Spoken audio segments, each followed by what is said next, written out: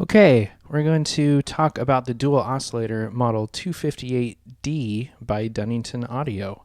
So before we go into the sounds and features of this module, I just wanted to kind of talk about the original 258. So this was the first of the two classic oscillators in the 200 system.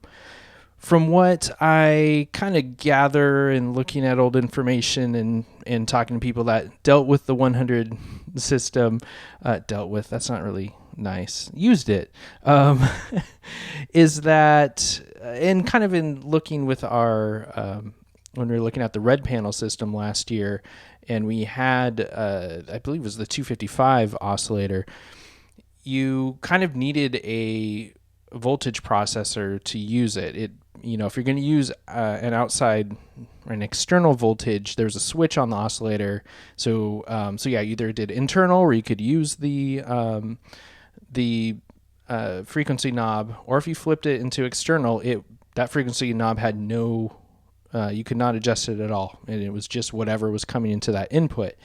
And from what I gather, you would kind of have a lot of those 156 CV processors scattered around the system, and a lot of the time they're kind of doing heavy duty shaping the control voltage going into those oscillators. So kind of from what I gather, just looking at this oscillator, and even in I've seen in kind of one of the brochures, if you go to the our old friends at the MEMS project, which is memsproject.info, under their 200 system or section, you'll see information on the 258. And yeah, in the information in selling this oscillator was like no processors needed for this oscillator, because for each section it has two CV inputs, which is kind of interesting. And in that language there, it kind of harkens back to how they were selling the CV processor. So yeah, they, instead of having, like in the old system, they had a dual saw and a dual square oscillator, they've mixed it. So up top there is a saw wave oscillator, and below is a square oscillator. Like the old oscillators that were assigned to saw or assigned to square, this has the same function, but it's actually CV controllable. Both have an FM input, which was like on the 100 series oscillators, and they have multiple outputs of that audio. So what is different about this one? A few things. Basic, and which we'll get into with Daniel later on, so I kind of won't go into too much depth, because we'll talk about it in the interview. But one of the main things, one of the CV processor sections or CV inputs had a little mini jack that would help kind of scale the incoming input a little bit, like a secondary controller to it. And so that's done away with, and there's now a gray jack input that is for 1.2 volt per octave, kind of set input. I believe this might have been stems back to when Mark Verbos was doing clones, and I believe on his 258 clones had the same function, which is really helpful when you're using a 218. What's nice about this, it's actually, when using it with my 218, it tracks better than using it with the easels oscillators, so that's cool. And yeah, one thing that Daniel's done is given the option to also scale back the frequency range. So it goes from 5 kilohertz up to 20,000 kilohertz, or that's what's listed on the panel. But he can set that back to just 5 to 10,000 kilohertz, because I don't know if you've heard 20,000 kilohertz. I haven't, because I think my hearing caps out at like 13 to 15,000, and it's not really a range I like to hang out in anyways. So by scaling that back, you then have, he describes kind of like having better control over the oscillator. It's able to track incoming CV voltage a bit better. So yeah, and then the last thing, which I'll show off in just a second, is there's each oscillator has 3 audio outputs, and the first 2 are the sine to saw or sine to square, depending on which oscillator it is. But the third output is actually a triangle output, and that has no effect from the wave shape. Just it will kind of track the pitch and everything, but that wave shape doesn't have any effect on it, which is nice because you can use that to as you can use it as a secondary output and kind of maybe fill in some frequency gaps if you're using it like with a saw wave, but maybe you want to have a little bit more warmth and bass to that sound. That can help using that secondary one, or you can use it to FM the other oscillator or any other oscillators in your system. So yeah, we'll take a look at that. And then, one more thing that I'll talk about is on the behind the panel, you can actually switch to have both oscillators be saws or squares. So you could have 2 saws, 2 squares, or like it's set up, a saw and a square. So yeah, let's hear this thing. So I'm gonna turn on the saw wave right now, and this is just in sine mode, and I'll sweep up the wave shape, and I'll go over to the square, which I've pitched much lower, and bringing up the square wave shape. I should also mention that our friend of the pod, Augustus Green, did a really good video. He got one of these too. So yeah, go to the Galaxy Electric's YouTube page, and yeah, they've got a great kind of in-depth video on this. So I'll maybe fill in some gaps here and there of what he didn't already cover, but a lot will kind of be retreading what he did. So yeah, I guess I'll also just let you hear, I'll switch over from, so here we have the saw, and I'm going to unplug this and go over to the triangle. So I can actually have both going at the same time. Which is a little bit hard to probably, there's a little bit more of the triangle compared to the sine and the saw.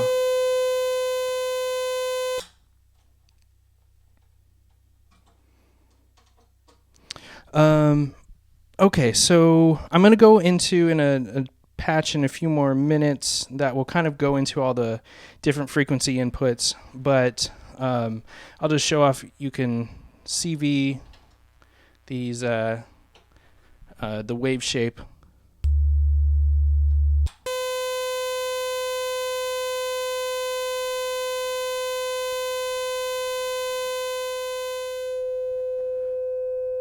So I've got a 281 quad function generator envelope with a pretty slow envelope, bring that up and down. I'm going to turn that up. What I find is kind of fun is getting into audio rate with your modulation into this.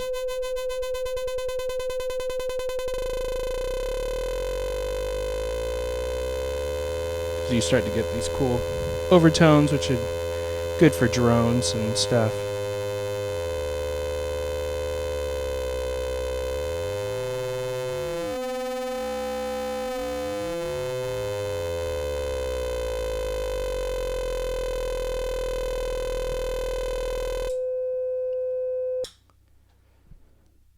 Yeah, so now we're going to get to the point where if you're listening to this like at work with coworkers, I don't know if anybody has kind of coworkers that I work with anymore in the kind of world that we're living in, or if you're listening this next to like a child or a significant other, they're going to be like, what are you listening to?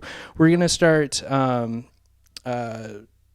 bringing in the frequency modulation and cross modulating these. So I'm going to bring these up, and I'm just going to go from their main.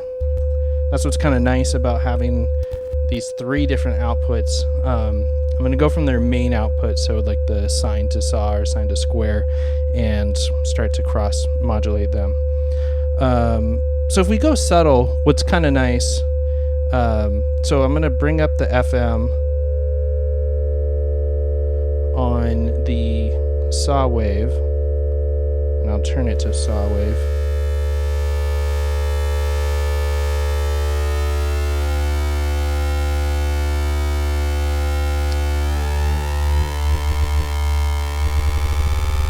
So that's about halfway up.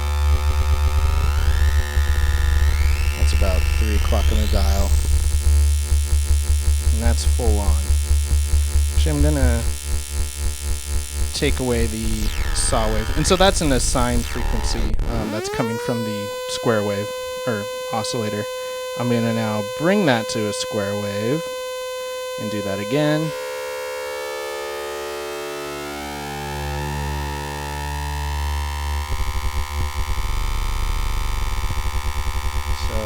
Way up, and that's full on. Alright, so I'm going to bring this back down a bit, and I'm going to turn up the frequency of this square wave oscillator.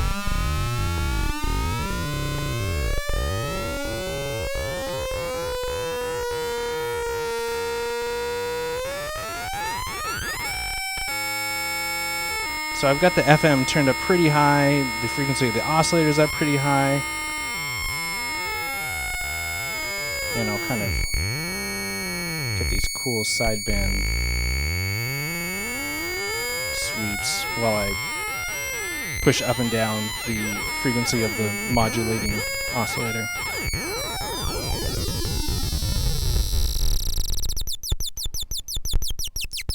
So I've got the frequency all the way down. I'm going to bring this back down to a sine. I'm going to turn the FM all the way down on this saw oscillator. What's cool about the CV inputs on this thing is that you can apply negative voltage. Let me turn that off for a bit.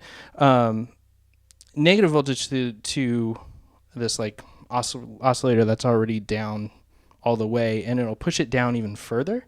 So from the MARF, actually I'm going to bring this, I'm going to turn up the FM just a little bit, so you're kind of getting like a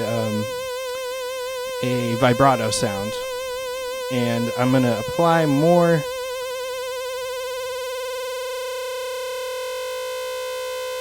I've got it in the wrong input. Here we go. So I'm applying more voltage to push down the frequency of the modulating oscillator, and as you can hear, it can get pretty slow.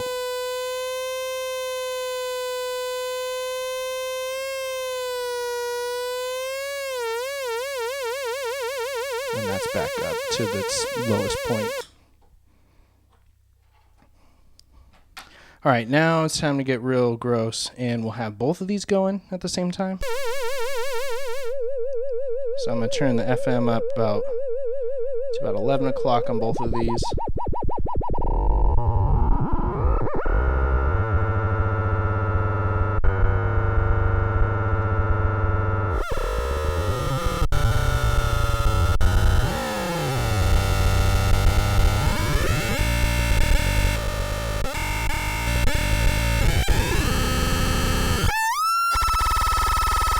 Yeah, we're starting to get into chicken sounds.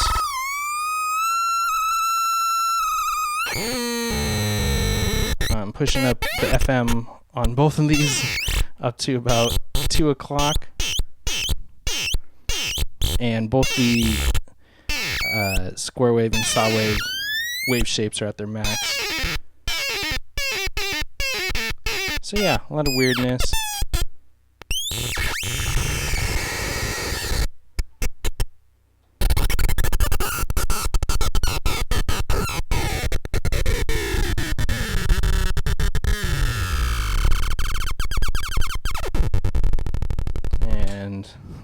to that.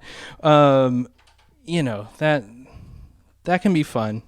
But sometimes a useful way to use those would be to,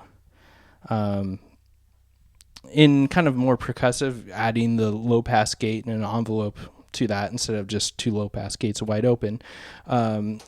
We can try and make, kind of more interesting percussive sounds with that. So let me try and...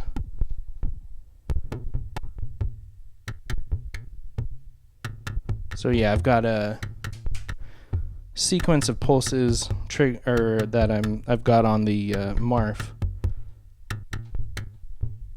and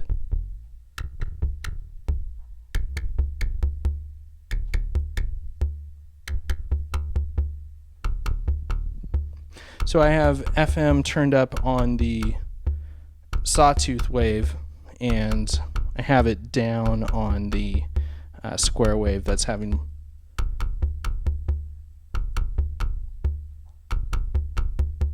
kind of more of the bass note. If I can bring that up and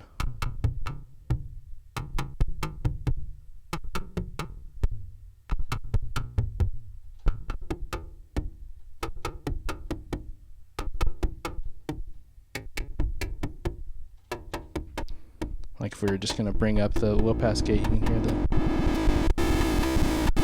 that's kind of a mess, but a bit more interesting when you run it through the low pass gate.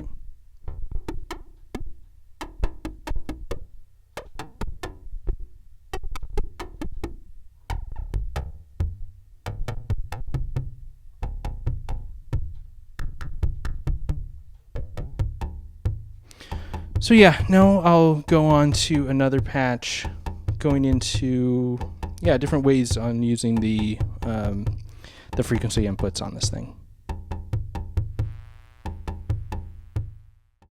So we're going to take a look at all the different ways to use all these pitch inputs on the 258D.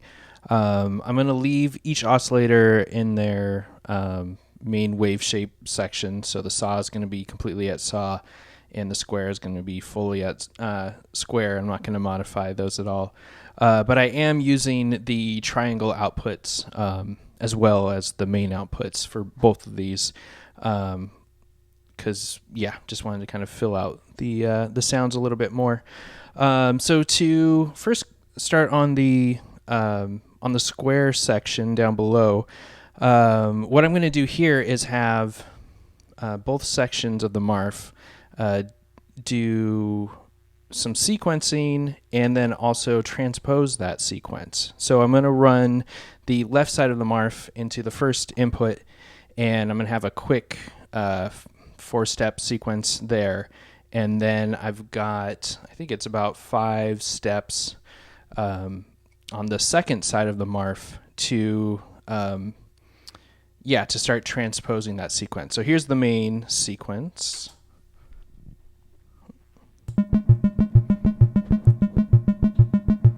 So just 4. I have the reference output of the left section going into the low pass gate that covers the triangle output of this part of the 258. So when I'm going to press the start on the other function generator to start the transposing, and every time that changes, that's going to send out an envelope or trigger to an envelope, which will then bring in the saw. So you'll hear that now, or sorry, the square.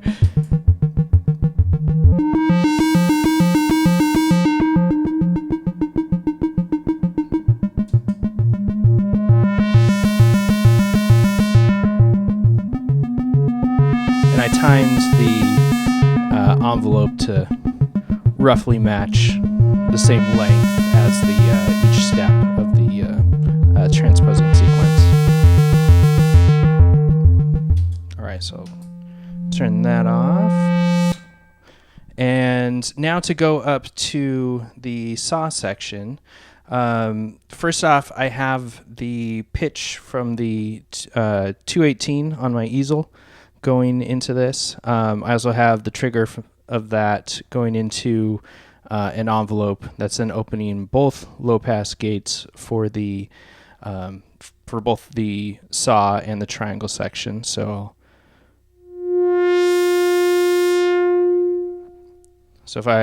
here's just the triangle by itself.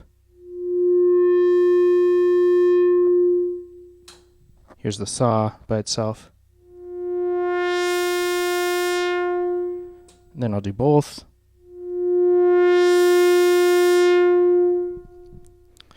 So the first thing that I'm going to do, so that's going into the gray input that has the 1.2 volt per octave. So that is changing pitch there. What I've got going is, let's see, on the second pitch input over here, I'm going to have a really fast function generator from the 281 going into it. I'm just going to open the low pass gate so we can kind of hear it. So I've plugged that in now.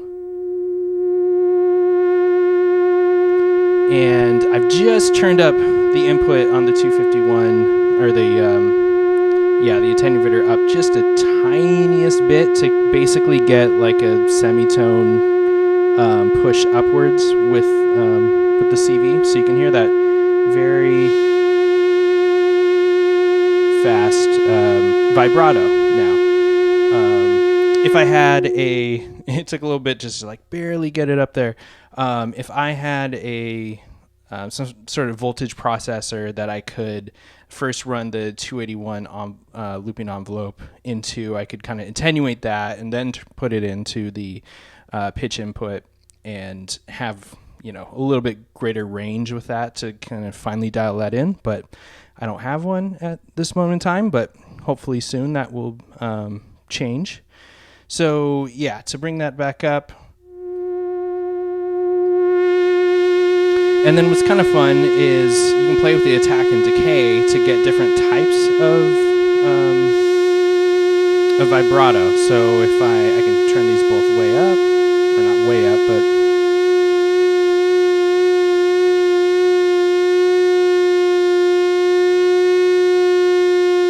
so yeah, they're both at about 3 o'clock on the dial. You can get really fast ones. We can turn like the attack all the way down, or we can turn the decay all the way down and have the attack up. And then what's kind of neat is if you turn them all the way up as far as they go, the audio rate kind of brings it to where it's null. It's going so fast that you can kind of maybe hear a little audio rate buzz, kind of ghost note, but it's kind of nice because you can bring in and out this vibrato.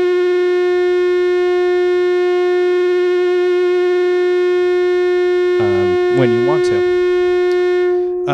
And then the other kind of weird thing I'm going to do is take a square wave out of the low frequency oscillator on the 259, and I'll put that into the other pitch input, and I have this set to be an octave. So I'll bring that back up and you'll hear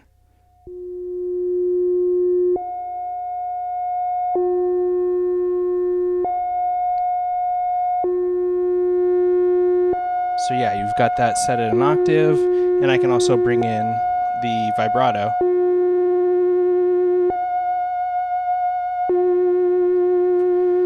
So yeah, kind of cool to have all three pitch inputs working, so I could change with the 218 keyboard. And I've got the vibrato plus this octave jumping square wave. What I've also got set up, actually, just for that was fun with this patch, is I could put pressure from the 218 to go into the frequency of the modulation oscillator. So the more pressure I put down, the faster that LFO will go. So yeah, if I were to throw everything all together, start my square wave sequencing going. and bring in the other oscillator.